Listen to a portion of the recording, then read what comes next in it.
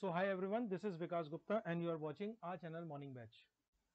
बच्चों, class 9th का science में एटम्स एंड मॉलिक्यूल्स ये चैप्टर 3 हम लोग आज लेके आए हैं।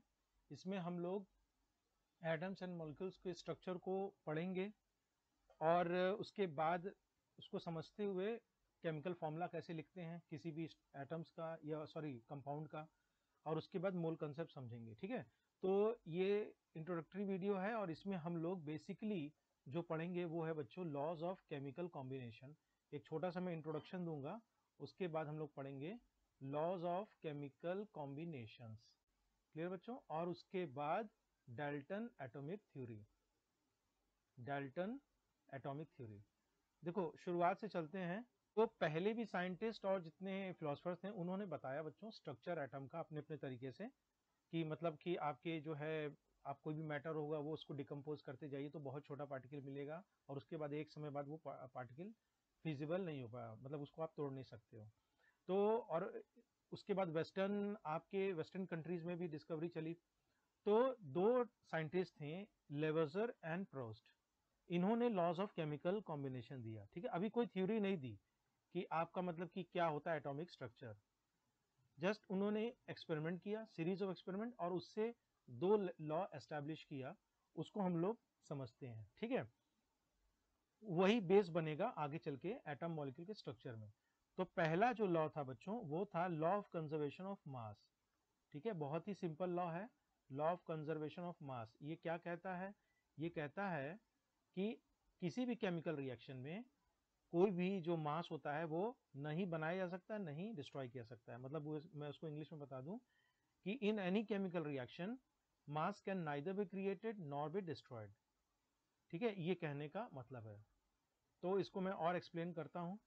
ठीक है, देखिए जैसे मान लीजिए कि कोई रिएक्शन हो रहा है, सपोज कर लीजिए कि केमिकल रिएक्शन हो रहा है, ए बी से मिलके सी बन रहा है। ठीक है, ये तो आप थोड़ा बहुत जानते होंगे कि कोई ये रिएक्टेंट है, लेफ्ट हैंड साइड में क्या है, रिएक्टेंट है जो कि रिएक्ट करता हो, और राइट हैंड साइड में क्या है, प्रोडक्ट है। ठीक है बच्चों, तो मान लीजिए कि आपने कुछ ए का मान लीजिए कि 10 ग्राम लिया और बी का 7 ग्राम लिया। ठीक है, तो जब रिएक्शन पूरा हो जाएगा और आप इंश्योर करोगे कि आप मतलब कि क्लोज स्पेस में कर रहे हो, गैस वगैरह नहीं निकल रही है, और पूरा क्लोज स्पेस में जब उसको मेजर करोगे तो आपका ये 17 ग्राम प्रोडक्ट भी होना चाहिए। मतलब 17 ग्राम लेके चले थे और 17 ग्राम ही मिल जाएगा, यही कहने का मतलब है। ठीक है बच्चों, कि आपका क्या होगा कि मास को हम नहीं क्रिएट कर सकते हैं, नहीं डिस्ट्रॉय कर सकते हैं। क्लियर? मैं लिख दे रहा हूं, अगर जो बच्चे नोट करना चाहें आप उसको नोट कर सकते हो। मास कैन नाइदर बी क्रिएटेड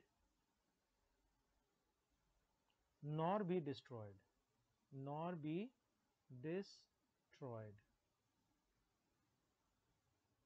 ठीक है, इन एनी केमिकल रिएक्शन।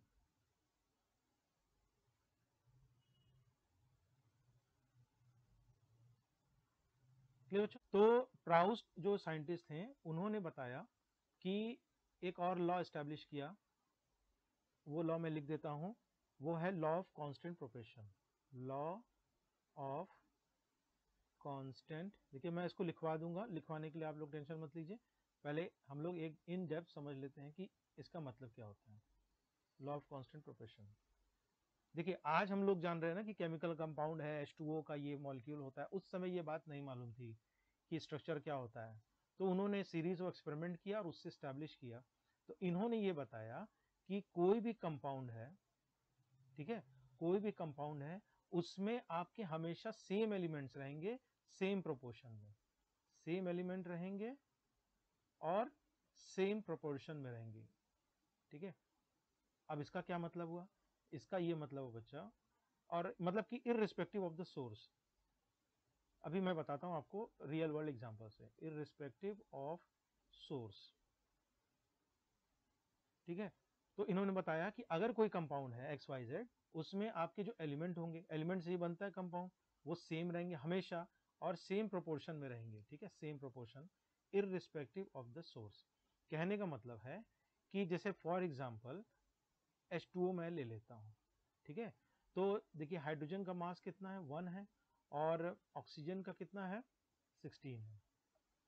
ठीक है, तो H2 मतलब 2 हाइड्रोजन का मास बच्चों कितना हुआ 2 हुआ और ऑक्सीजन का कितना हुआ 16। ठीक है, तो आपका देखिए अगर हाइड्रोजन इस टू ऑक्सीजन का अगर मैं रेशियो निकालूं तो क्या हो जाएगा बताइए 2:16 मतलब कि 1:8। ठीक है बच्चों, तो अगर हम वाटर की बात करें तो जो उसके एलिमेंट्स होते हैं उनके मास का जो प्रोपोर्शन होगा 1:8 होगा। क्लियर, मतलब अगर 8 ग्राम ऑक्सीजन रहेगा तो 1 ग्राम आपका हाइड्रोजन रहेगा। तो मान लीजिए कि अगर मान लीजिए कि 8 इंटू 4 32 रहेगा तो ये भी 4 टाइम्स रहेगा। समझ में आ रही बात। अब ये इररेस्पेक्टिव ऑफ द सोर्स का क्या मतलब है, इररेस्पेक्टिव ऑफ सोर्स है मतलब है कि अगर आप टैप वाटर लेते हो या रिवर वाटर लेते हो, ठीक है, कोई भी वाटर आप लेते हो तो इससे फर्क नहीं पड़ता कि आप टैप वाटर लिए कि रिवर वाटर लिए, आपका हमेशा hydrogen is to oxygen 1:8 ratio में होगा। That's it. मतलब अगर आपके पास 9 ग्राम है, ठीक है, वाटर, तो मान के चलिए कि उसमें 1 ग्राम आपका क्या रहेगा हाइड्रोजन और 8 ग्राम आपका क्या रहेगा ऑक्सीजन। तो ये तो था, अगर आप लिखना चाहो तो इसको आप लिख सकते हो। प्राउस ने जो लॉ बताया था कि इन अ केमिकल सब्सटेंस, ठीक है, ये कंपाउंड आप लिख लो, इन अ केमिकल सब्सटेंस। ठीक है बच्चों, the elements are always present in, elements are always present, ठीक है, in definite proportion by mass, इन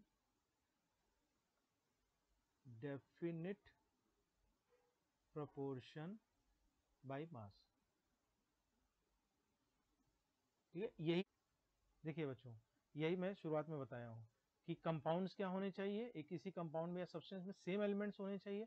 मतलब ऐसा नहीं कि टैप वाटर लिए रिवर वाटर लिए तो एक में हाइड्रोजन ऑक्सीजन एक में नाइट्रोजन ऑक्सीजन, सेम एलिमेंट होने चाहिए और वो भी सेम प्रोपोर्शन में होने चाहिए, मतलब 1:8 इन केस ऑफ वाटर। ठीक है, एक एग्जाम्पल और हम लोग ले लेते हैं, मान लीजिए NH3 का, अमोनिया। ठीक है, NH3, NH3 में देखिए N का आपका एटॉमिक मास कितना है 14 है और H का आप देखिए 3H है ना, तो इसका आपका टोटल 3 हो जाएगा।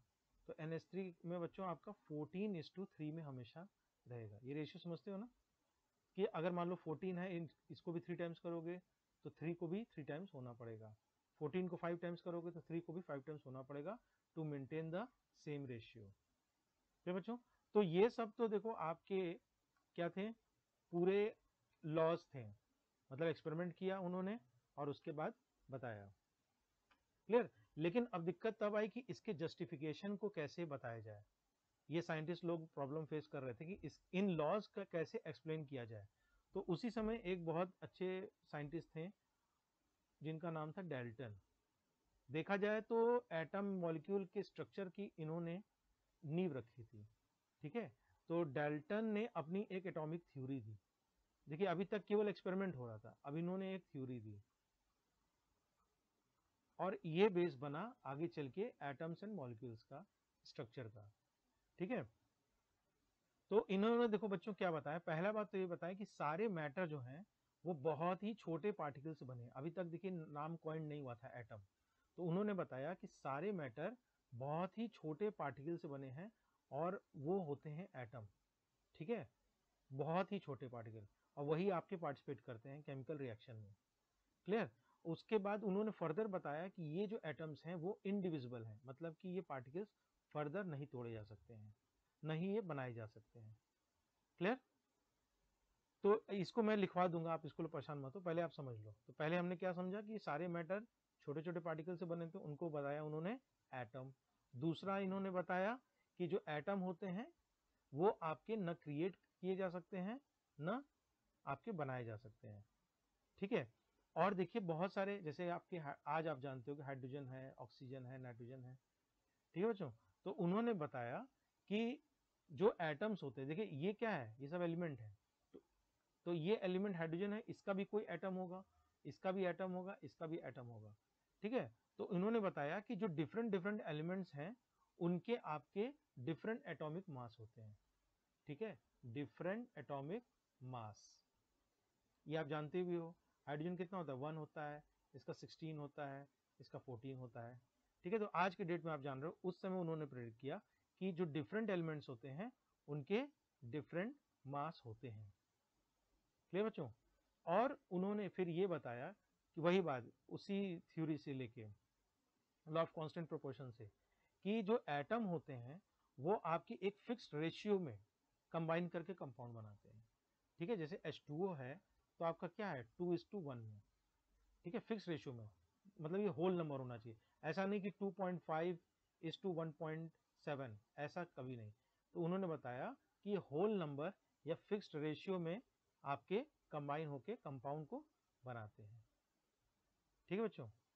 तो इसी को अगर आप लिखना चाहो तो मैं लिखवा दे रहा हूँ, ठीक है। तो पहला उन्होंने बताया कि मैटर, देखिए लिखवाने से ये होगा कि ये एक जगह होगा, आप उसको नोट्स कर सकते हो अपने नोट्स में या स्क्रीनशॉट ले सकते हो। तो matter is made up of very tiny particles, made up of very, ये सब मैं रब कर दे रहा हूं,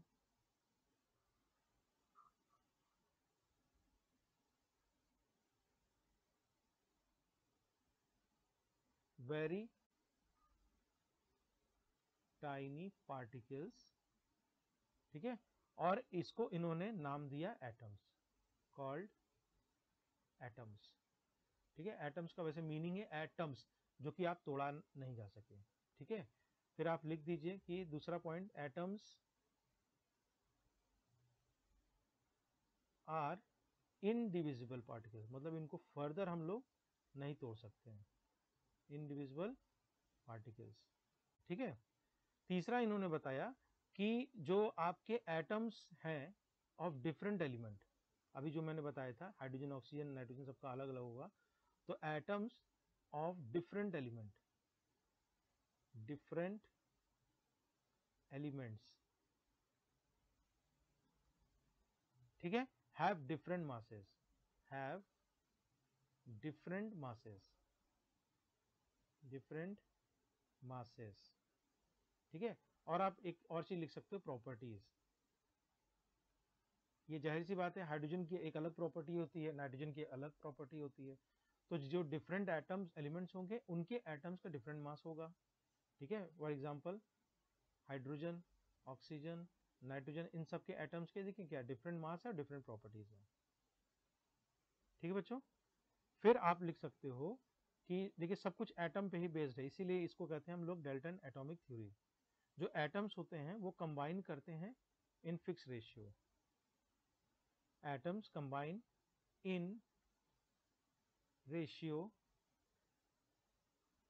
ऑफ होल नंबर्स, ठीक है। जैसे मैंने बताया था ना 1:2, 2:4, 2:7, ऐसे, ये नहीं कि डेसिमल में। तो atoms combine in ratio of whole numbers, ठीक है, to form compounds, to form compounds, ठीक है बच्चों। तो देखिए एक और पॉइंट है वो आपका मिलता जुलता थर्ड पॉइंट से है, इसमें कह रहा है atoms of different elements have different masses.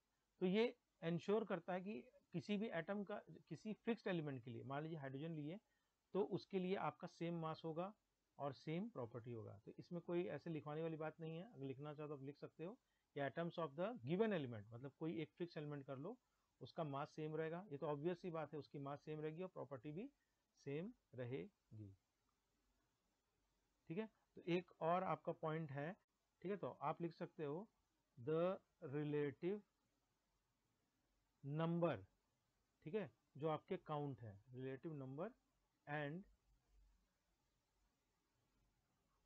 Kinds of atom, kinds of atom